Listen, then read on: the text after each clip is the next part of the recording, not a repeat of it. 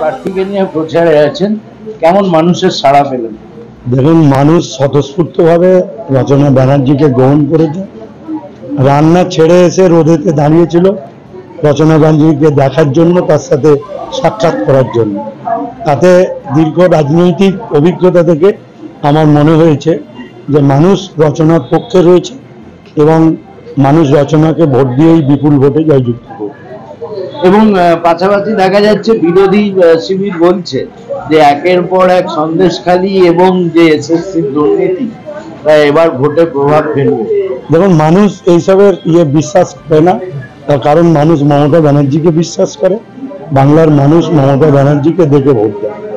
তাই স্বাভাবিক কারণে এই 42 ডিগ্রি গরম আমরা ছুটছি, লক্ষ্য একটাই 42-এ পৌঁছানো। কিন্তু অমিত শাহ এসে কলকাতায় বলে গেছেন যে 35টা টার্গেট দিয়েছেন। ওরা 1000 টার্গেট দিতে পারে, ওরা তো বিধানসভায় তো বলেছিল আপকাবার 200 পার, তিন সংখ্যায় পৌঁছাতে পারে।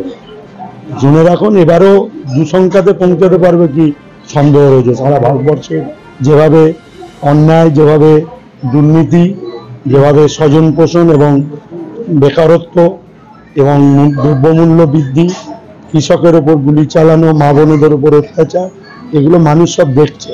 এর ফল লোকসভাতেই পেয়ে যাবে। লাস্ট প্রশ্ন দাদা, বিরোধী দলনেতা বিভিন্ন জায়গায় গিয়ে মুখ্যমন্ত্রীকে যেভাবে কুরুচিকরভাবে আক্রমণ করছেন, কি বলবেন দাদা? যত দিন যাচ্ছে লোকসভা নির্বাচনে মমতা বন্দ্যোপাধ্যায়ের পক্ষে হাওয়া বইছে। তাই বিরোধী যারা নেতৃবৃন্দ রয়েছে তাদের মাথা পাগলের মতো অবস্থা হয়ে গেছে। তাই পাগল যেরকম ভুলভাল বকে, সেইভাবে ভুলভাল। মন্ত্রীর সাথে সারাদিন সকাল থেকে ঘুরলেন, কেমন মানুষের সাড়া? কেমন? খুব ভালো সাড়া। আজকে প্রথম দিন, এর আগে আরো 2 দিন মন্ত্রীর সাথে সারাদিন ঘুরছি। আর মন্ত্রী তো একদম সাংঘাতিক এনার্জেটিক মন্ত্রী, তার সাথে আমি পাল্লা দিয়ে উঠতে পারছি না, এত এনার্জি আমাদের মন্ত্রী।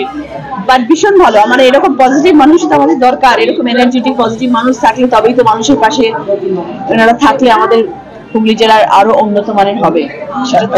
যত জায়গা ঘুরছেন, দিদির মানে নেত্রীর যে মস্তিষ্ক প্রসূত প্রকল্প, সেগুলো নিশ্চয়ই বলতে হচ্ছে না, মানুষ তো সেগুলো জানে, সবাই জানেন। এবং এর পরেও দিদির অনেক স্বপ্ন আছে যেগুলো হবে যদি আমরা এবারে লোকসভা ভোটে আবার তৃণমূল কংগ্রেস আসে। দিদির অনেক স্বপ্ন আছে, শুধু হুগলি জেলা নয়, সারা বাংলা নিয়ে দিদির অনেক স্বপ্ন আছে, সেগুলো সব হবে।